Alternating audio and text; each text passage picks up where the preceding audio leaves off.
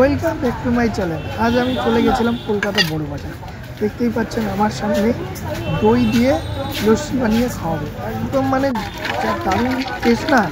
আমি 2008 সাল থেকে কলকাতা গেলেই, 8 সালে যখন প্রথম গেছি তখন গেছি, প্রথম খেয়েছি।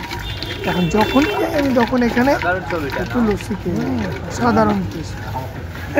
আগে ওনার বাবা বসতে, এখন তুমি বসো, ভাইরাল হয়ে যাইয়েগা। ভাইরাল হতে হবে না কাকার, এমনি বিক্রি সব রেগুলার একরকম চলে, কি ঠিক না? হ্যাঁ, আমি অনেকদিন আমি ভাবি খাবো কিন্তু খেতে পারছি না।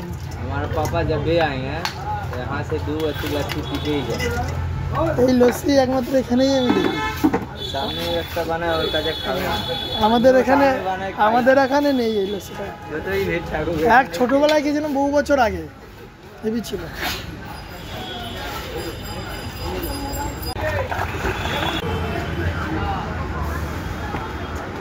দারুণ দারুণ।